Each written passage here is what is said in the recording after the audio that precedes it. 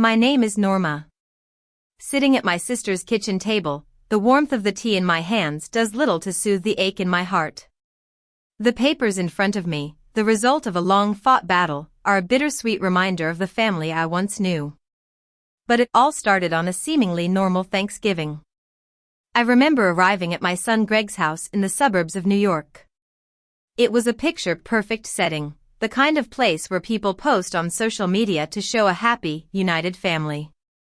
I brought the apple pie I'd spent hours baking, its aroma filling the car as I drove. When I walked in, Greg's wife, Stella, gave me a tight-lipped smile. Her parents, Mr. and Mrs. Thompson, were already seated in the living room. As I placed the pie on the table, I noticed Stella's eyes following me. When the turkey was finally brought in and placed in the center, like a signal, Stella came up behind me.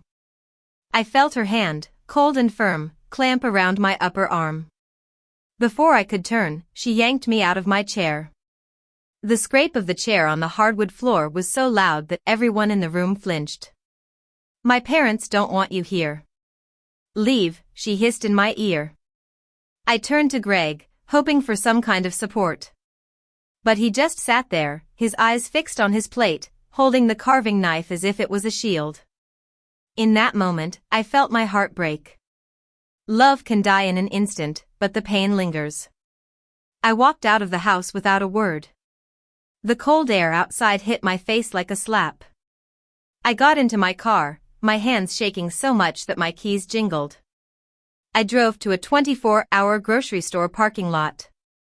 There, in the passenger seat, was my untouched pie. The sight of it was like a punch in the gut. It wasn't just about being thrown out, it was about being excluded from a family tradition. I pulled out my small notebook, the kind I always carry. I started writing down everything that had happened, from the time we sat down to eat to the exact words Stella had said. Greg's silence was noted as well. I knew that people would try to rewrite what had happened, and I wanted the truth. I called my sister, Linda. She answered on the second ring, her voice full of worry. Norma, what's wrong?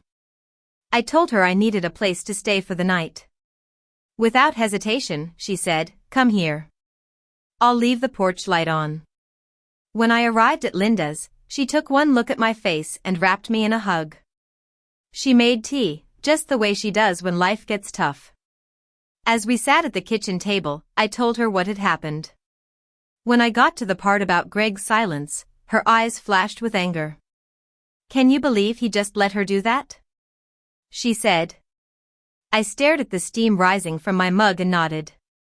She tapped my notebook and asked if it was a timeline. I told her it was to keep myself from being gaslit. She gave a sharp, humorless laugh and said, good, because they'll try. Over the next few days, I thought about the money I'd given to Greg over the years. I'd helped with home repairs, paid for a new refrigerator when theirs broke, and filled in the gaps when they were short on rent. I'd always thought it was just what a mother does, but now I wondered if it had been a mistake. I decided to call my attorney, Mr. Harris. He'd helped me and my late husband, Carl, with various legal matters over the years. When I told him what had happened, he didn't get angry right away. He asked questions, like if Stella had left any marks on me.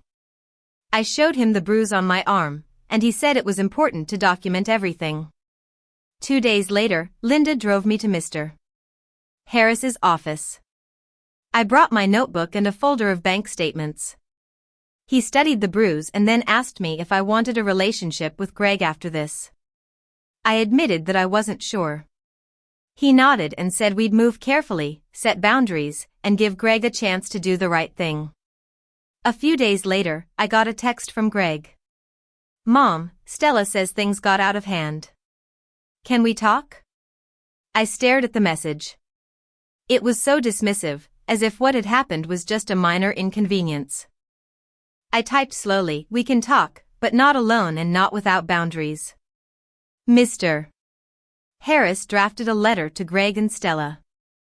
It stated what had happened at Thanksgiving, requested that Stella not contact me directly, and asked for an acknowledgement of the financial support I'd provided.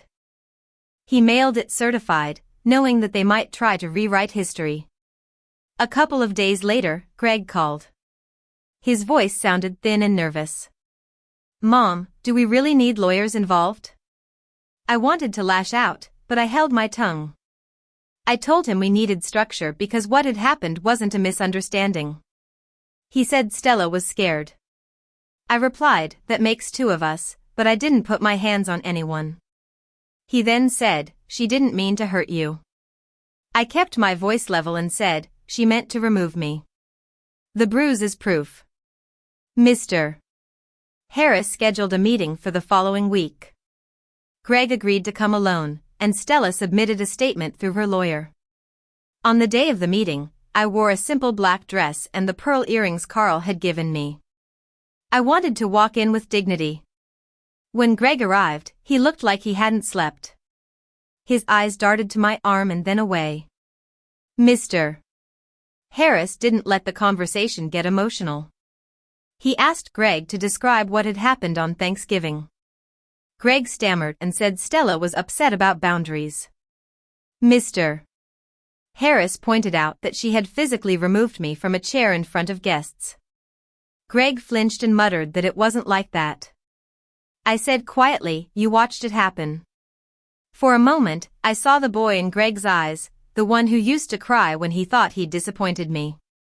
He whispered. I froze. I didn't know what to do.